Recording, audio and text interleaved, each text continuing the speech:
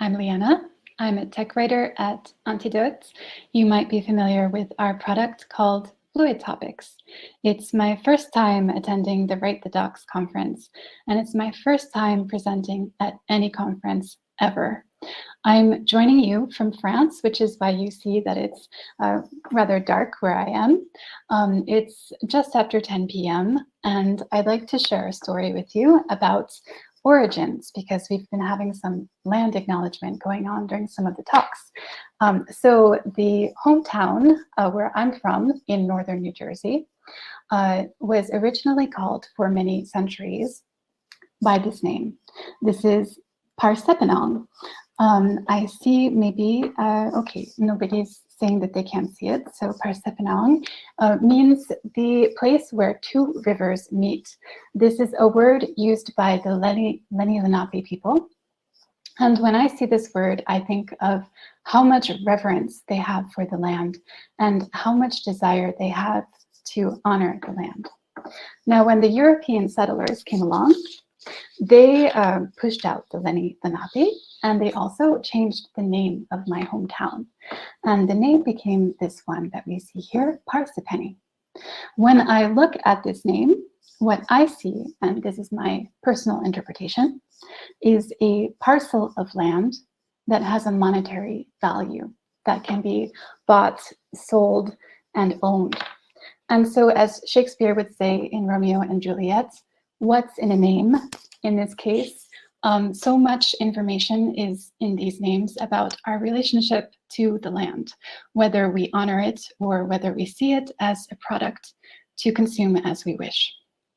And this question of our relationship to the land is one I ask myself during my personal life, but also at work.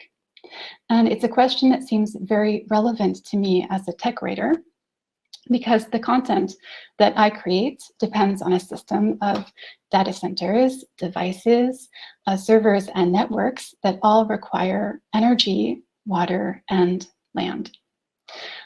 So what I wanted to set out to find are answers to the question, how can we reduce our carbon footprint at work? How can we make the content that we configure, that we create, that we put out into the internet universe more environmentally friendly?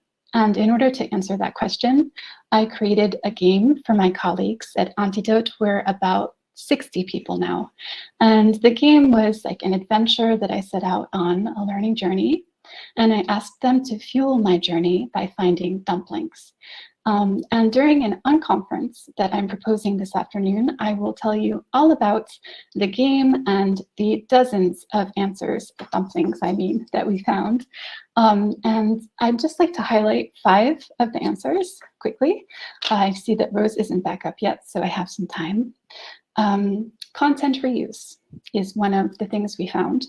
When you have less files taking up space in a database, well, that's less of a carbon footprint.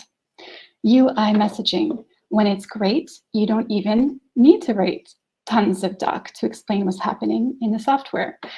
I just did say that doc can take up space and gasped, maybe we could write less of it, and less is sometimes more if we're following the KISS principles. Another solution we found is deactivating autoplay for videos and being very careful about how we decide when to create a video. Because as Bart said, video conferencing and videos in general are something that has a big carbon footprint.